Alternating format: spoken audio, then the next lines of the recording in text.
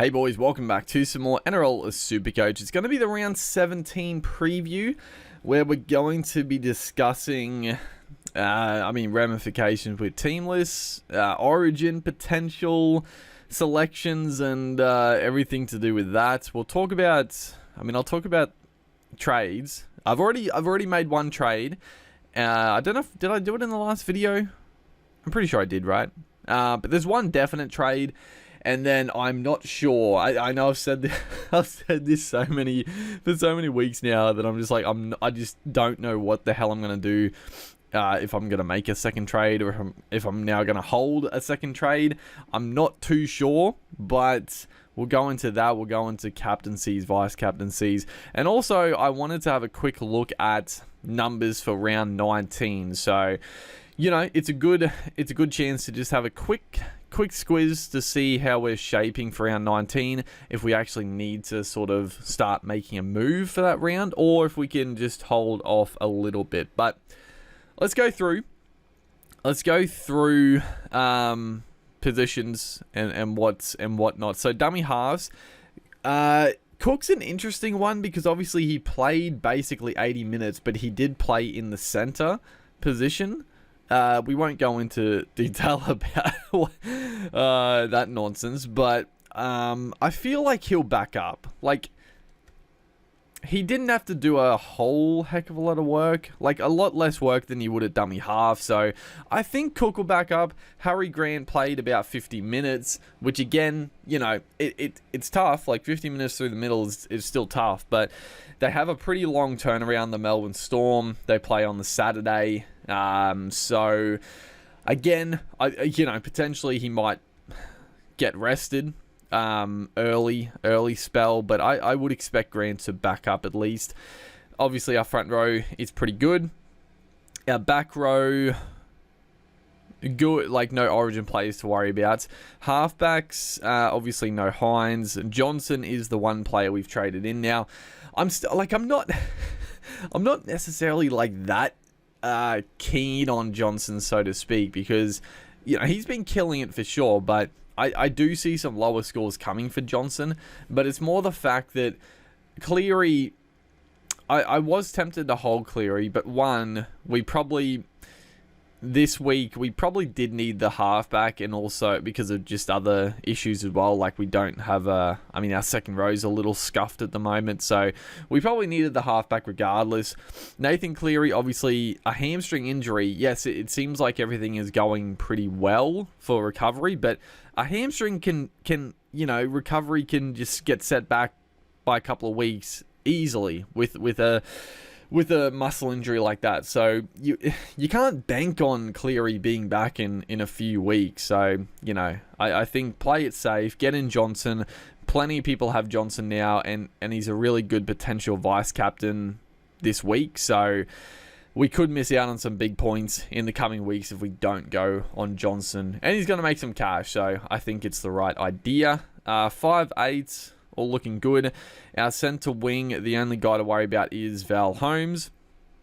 And again, I'd be surprised if he didn't back up. They play on the Sunday afternoon game.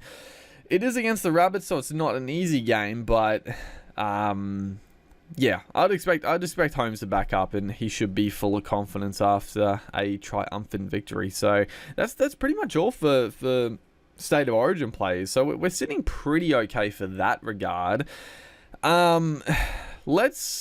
You know what, before we move on, let's have a look at round 19. So I'll get the team shaped up for that. So Tigers, so we do have Buller, Parramatta, Gutherson, so fullbacks. So we'll talk about Buller quickly as well. I know I keep getting sidetracked, but Buller, I know he's a popular trade out this week, and I do get it. He's got the buy. He's definitely peaked in price. I mean, potentially he could go up a little bit more. He could crack 800k if he goes on a bit of a tear in the next couple of weeks. But I don't know. Like, there are a couple of options, but personally, I'm just like, I think I'm just going to hold Buller because he plays 19. He plays 20. Like, he misses this round, which, yeah, it's a little tricky, but he plays 18. The Tigers play the Cowboys. not the worst matchup. Cowboys are looking a little better, but still not bad. Then they play 19 and 20. So I personally, I'm definitely just gonna hold Buller unless something happens until after the buys, and then decide who the best fullbacks are to bring in post Origin, because obviously Tommy Trbojevic doing his pack is now a hole to fill for some people. But yeah, Buller for me, I'm keeping. But let's go back round 19. So Sharkies, yes. Manly, no. Manly, no. Johnston, Rabbits, yes. And Panthers, no. So Roosters, yeah, no Roosters either. So Jared Croker. I mean, I'll put Croker in because Croker is a guy that, I don't think I'll be keeping Croker until this round. But if I do trade Croker out, it's definitely going to be for someone that's going to cover round 19 anyway. Ideally, I'd love to get Croker up to like a fucking Jermaine Asako would be ideal. Or even a Chansey. There's definitely some good options. But yeah, I'll put Croker in just because he'll trade out to someone who will play anyway if I do trade him. Cody Walker plays, Manu doesn't, Sean Johnson plays, Nico Hines. We'll talk about the ramifications from Origin 2 in a second, but we'll say Hines is playing for now, but that could change. You never know. The second row, Hopgood, Cartwright, Bateman are all playing. Eli Katoa, no. Lukey, no. Lukey, obviously going to get rid of. And then Josh Schuster, no. So no Manly either. Front row, Tohu Harris, Joe Tarpany, playing beautiful. Solomona Fainu, not. And then no dummy halves, because we're obviously keeping the Grant and Cook combo. So how many have we got? 1, 2, 3, 4, 5, 6, 7, 8. No Manly. 8, 9, 10, 11. Is that right? 11, 12, 13? Yeah, we have 13 for round 19, which is pretty good. Pretty good. Which means we don't have to necessarily push that hard for round 19, because you got to have a look at round 20 as well, to see what teams are on the bye, because oh god, here we go again. What teams are on the bye? Okay, so Raiders won, so that's not too detrimental. Although we'll talk about trades in a second, because there's a Raider that I'm potentially going to bring in this week. But Raiders not too bad. Broncos, no, they play. Titans play. Who the hell else is it, man? Panthers, no. Who is it? Fuck, look at my team. Just look at the damn team, dude. Rabbits. Yeah, okay. Rabbits, Raiders. So Rabbits, again, not too bad. Obviously, Walker's a bit of a sticky one, but that's fine. Manu backs up, so that's all well and good. And then the other is whatever team it is. I don't have many players in it, because yeah, Storm back up, Raiders, or Raiders don't, Rabbits don't, Tigers, yes, Tigers back up, Eels obviously back up, Cowboys back up, Manly back up, Warriors do, Sharkies do. Who the fuck is it? What is the team? Regardless, whatever the team is, I don't have many players in it. I'm gonna think of it as soon as we stop, but that's fine. I'll have a quick look. Who is it? Dragons. It's fucking Dragons, isn't it? Yes, it's fucking Dragons, so that doesn't matter at all. So honestly, round 20 is not that bad. At the moment, things can change pretty quickly, but I don't have any Dragons. I don't plan to have any Dragons, so fine. Raiders, we're only going to have probably max 2. And then Rabbits, I guess we got Johnston as well, but I think Johnston for round 20 is going to be a trade out. So yeah, that's honestly fine. So let's discuss, or let's quickly put the team back to normal before we like forget or whatever. Yeah, put Taruva. Is that right? Round 17? Yeah, it's round 17, idiot. Yes, that's fine. No Hines. Bateman, switch out. Well, so this is so I haven't talked about this, or did I? Fuck, I can't remember the last video, but Ali Katoa has not been... Yeah, I talked about it. We had the team list. But yeah, Ali Katoa obviously not playing. We'll switch for Lukey for now, because Lukey is the guy that I'm going to trade out. Front row is good. Cook Grant should play. So our bench is Grant Solomona, Manu, obviously. And I guess, who else is it? I guess we got a choice of what the other, what our fourth reserve is. We could go Manly play Melbourne, so not a great game for Josh Schuster, and now no Tom Trbojevic, so I wouldn't be doing that. Schuster probably is a trade out pretty soon at this rate with Tommy being gone. Yeah, I honestly thought Schuster, I guess he doesn't play round 19 anyway, so Schuster, yeah, we could definitely trade him out at some point to free up a bit of cash. He could be a guy that we actually downgrade for like a potential cheap enough type player, maybe. We'll see. But we decide Schuster no.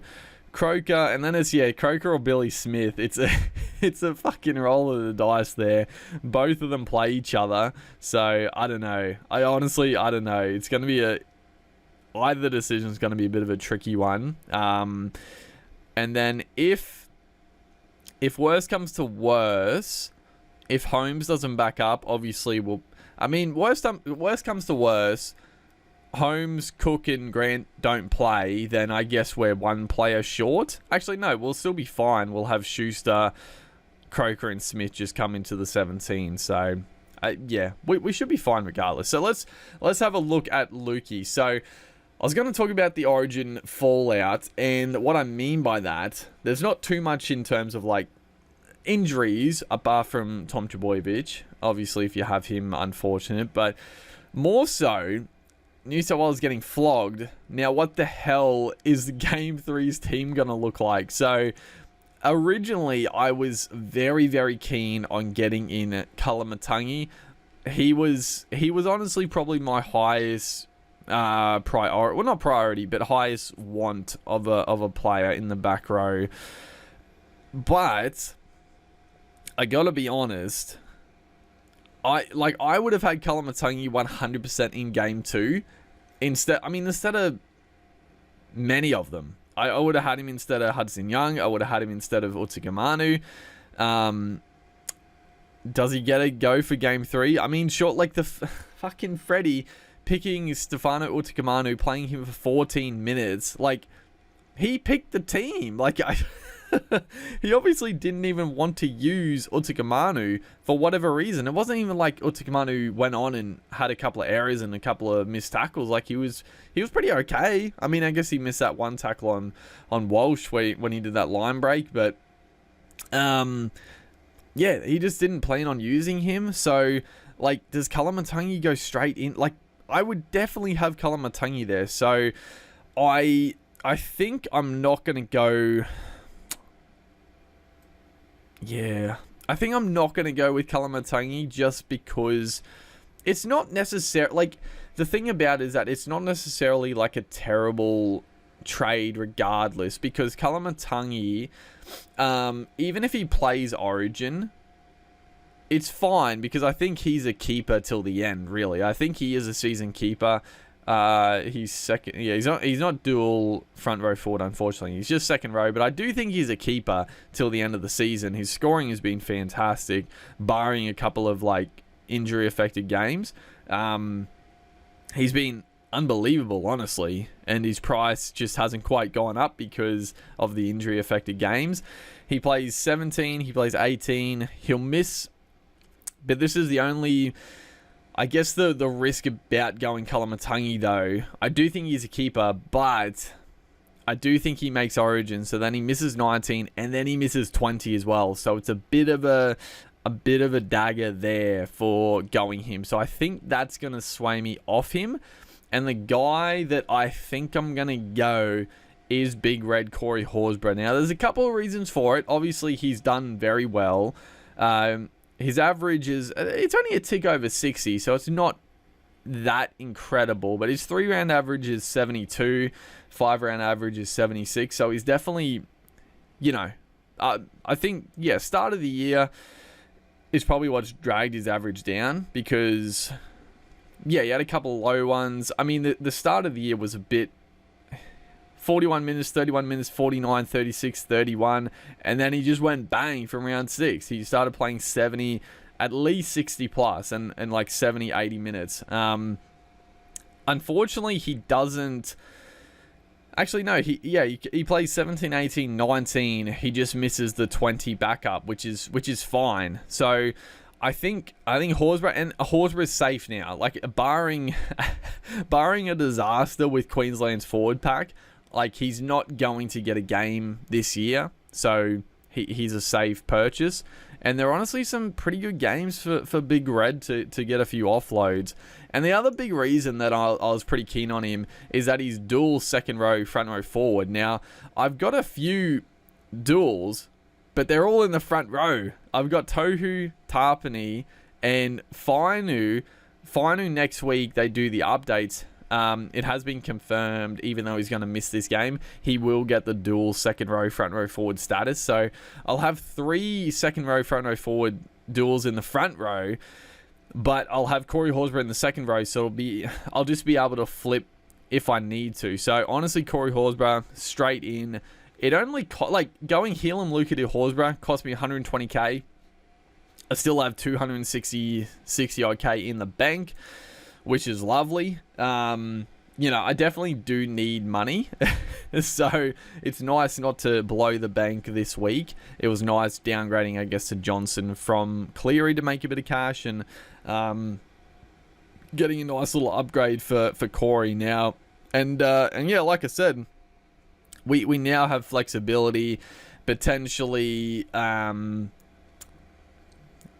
whatever pans out, we could swing Fainu down to second row when he gets his duel, and he could be traded out to a cheapie, or if we keep him there, something happens to Harris, we can bring Horsburgh out to the front row, Harris out for a second rower, same thing with Tarpany. Like, that's sort of the beauty of that now. So it makes it a bit easier. So I just think that's the best option. Bryn Nakora is obviously on the radar for next week, and I guess Josh Schuster could go for Bryn Nakora next week, or I guess Ali Katoa.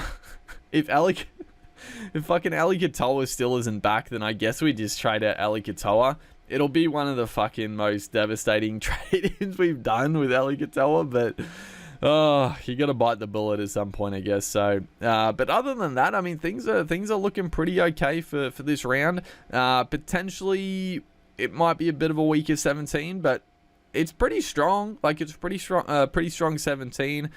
We didn't have that many like Sharkies, and we got no Bulldogs players. So yeah, it's honestly not too shabby. Honestly, just fucking Ali Katoa being out is like the biggest fucking kick in the guts, really. Otherwise, we would have been stacked going forward. But yeah, actually, I'm curious, what has Horsburgh scored? Because obviously, I think he moved back to the middle.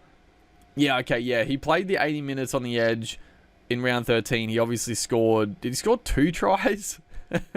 Went 100, and then the next week he played on the edge again. Went 48, which is more to be expected on the edge, but last game he played through the middle again, back to what he does, and he scored 70 points in 70 minutes. So that's sort of what I want to see. I mean, if he plays on the edge, it's not terrible. Like, he's more chance of a try, I guess, but through the middle, like, his base stats have been incredible. So yeah, big red. I think he's a keeper. I think the way he's going, I'd be shocked if the minutes just for whatever reason dropped all of a sudden. So I like the pickup.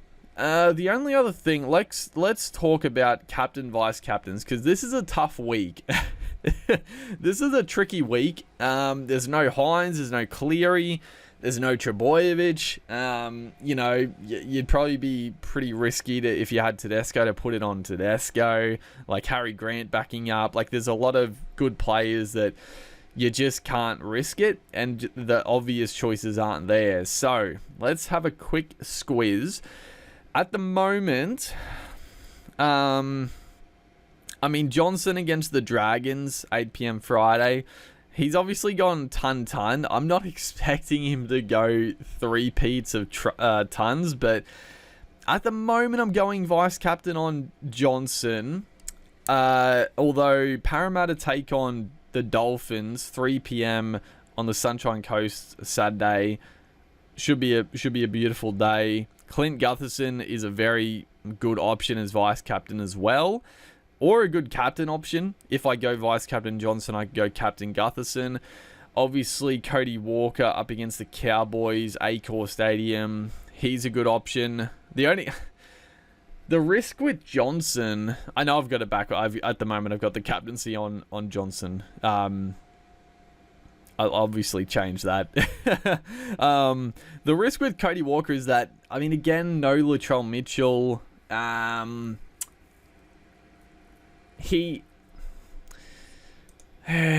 Walker just hasn't... He's gone great. Like, he's been incredible this year, but he hasn't really had those massive scores. Like, he gets the 60s. I guess he hasn't really gone low since, like, round 1. He had a few 40s against Penrith. Tough game. But he's gone, like, 60 pretty regularly. 132 against the Doggies, but he hasn't really cracked 100 too much. So I'm not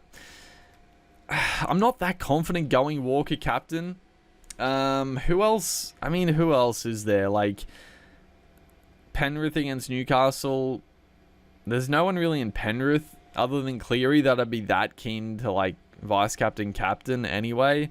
If you had Dylan Edwards, potentially is a good shout. Storm Manly.